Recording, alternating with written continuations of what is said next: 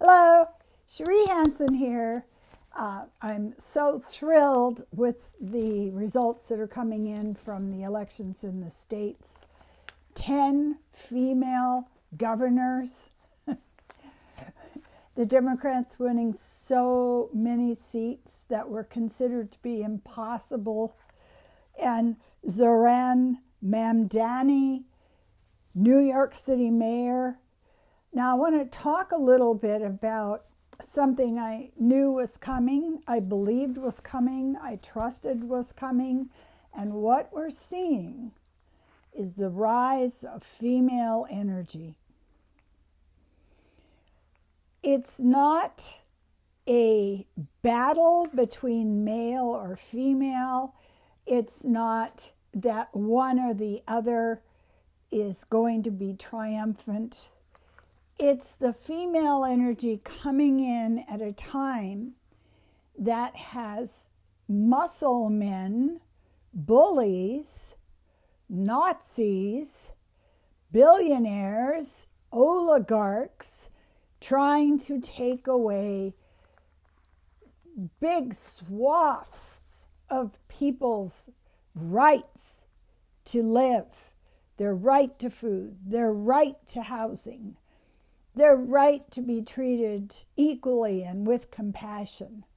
And so I have felt very strongly when I first received the sense of what was coming in 2016 that this time would come. That doesn't mean I just didn't sink down in despair at times. But what happens when you have female energy leading is females nurture. They try to make life easier for everyone. They have a kinder energy. And we'll put Maggie Thatcher aside. Let's just put her over there, okay? And I wanted to share with you that Zoran Mamdani has all female workers on his election committee. One of the people who's on his election committee has had decades of fighting against massive trusts, antitrust legislation, fighting back, trying to get all the money out of crooked, self-serving corporate takeovers. And the thing that's so interesting is it's happening everywhere. A park in Seattle that was along the lakeshore was designed and built by a woman.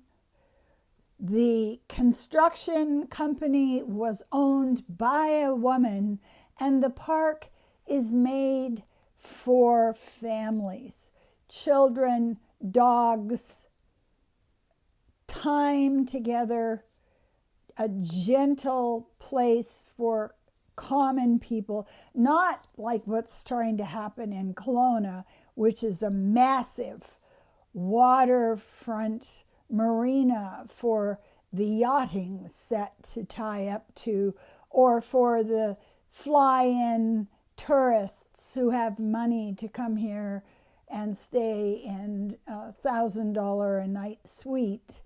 And then that's blocked off our view and our connection with the lake. This is only going to stop when we stop putting the same people in charge. And so I'm full of hope. I'm full of a sense of possibilities that are coming up, that are arising now. It just makes my heart happy. First, we had 8.1 million people in the States showing up and walking and demonstrating. And now the new action is called Flood DC. It isn't about having massive demonstrations in various cities. it's about filling DC with citizens who are saying, we're not going home, enough is enough, stop. The other thing that happened, which is so wonderful, is the Heritage Society has sued Trump for destroying the White House. It's a massive, expensive suit that they have lodged. And see, I often talk about when you're trying to get rid of something, like an oak tree. Why would you get rid of an oak tree? I don't understand. It's just wrong. But you go around and you dig it from all sides. Use a shovel, use a crowbar, you tie a rope to your Jeep and pull on it. It takes repetition and many methodologies to dislodge something that has been allowed to grow in our culture for so many decades. But I think what's happening is it's the virus of optimism. It's the virus of optimism. Maybe if I do something, it will change something. Maybe if I show up, I can do something about children not having food. And right now, the thing that's happened is the oligarchs and, the top 2% that own the entire world have been the ones in the past that we look to as our leaders. How blighted is that? It's like the kids in a household that are being beaten and they're holding on to their parents' hands, going like, oh, I'm just going to hold your hand and tell you I love you, and then maybe you won't be beating me so often. And so what we've come to is we've come to understand that enough repeated action will change things. And we're in that place where, you watching a movie and you think, oh, the hero's going to die. He's in the river. He's being swept away by the whirlpool. I don't even see him. And then they pop back up and start swimming. And we're in a place where we've got a few torches in the dark cave in Canada. We've got Charlie Angus. We've got Elizabeth May. Bless her stalwart heart. She's never going to back down. If she sees that the government, no matter how it's dressed or looks like or whatever, is hurting the environment, she will stand there in her shortness. Don't mistake shortness for lack of strength. She's got it. So we look to, I saw the other day on TikTok, celebrities. Like, oh, we've got these rich people that aren't connected to the fascist right wing. We've got the celebrities who are showing up and giving $11 million or $7 million or $8 million or making an orphanage or sending kids to university. But that's a transition.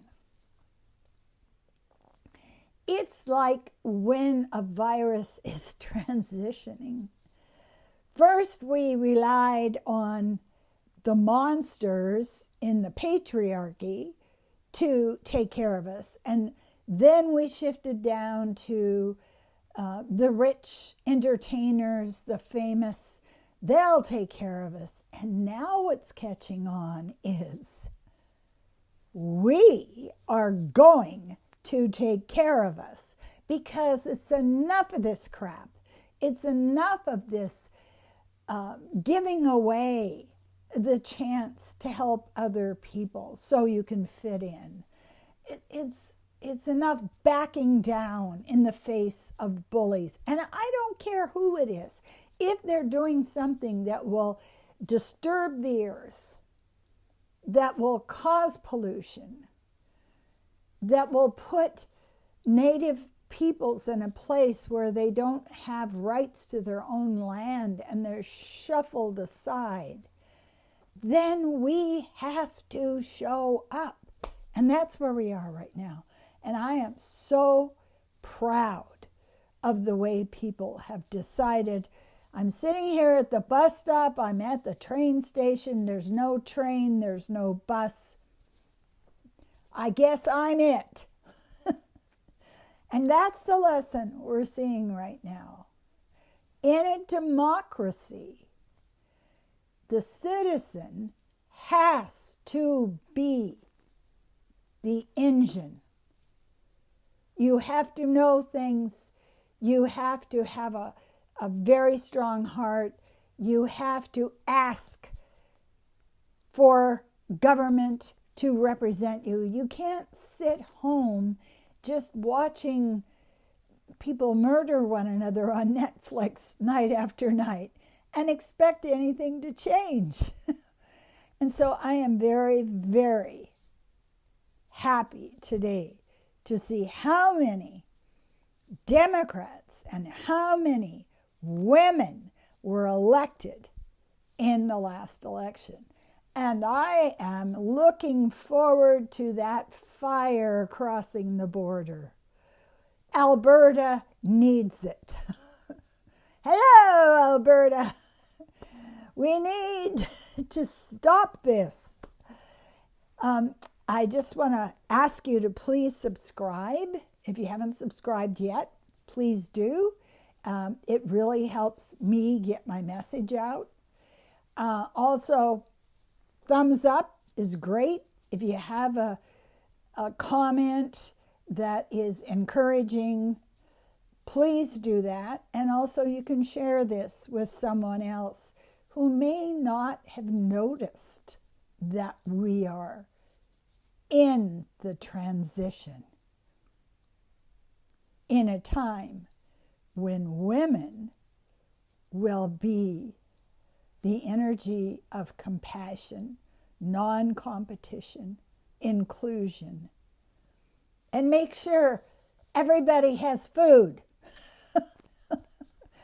That's what we do. And I suggest to you, if you would like a life coaching or if you would like a psychic reading, I would be happy to help you with that at this time in this shifting of worlds.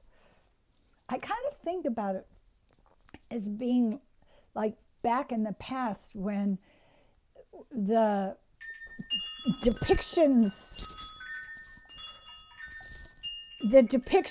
of the, oh, sorry, it's my phone doing its thing.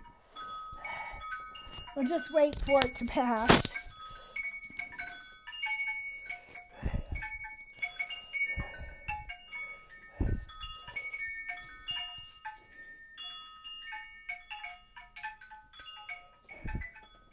That's crazy long.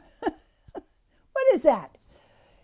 The depiction of the Earth was that there were only a couple of land masses because we hadn't traveled over the globe to see the new landmass. And it's exactly what we're going through right now. We don't believe it until we see it. But we also have to believe it before we see it and set out to create it. So I want to say to you, thank you so much for stopping, taking the time to view my video. I will say to you with a full heart, I appreciate you.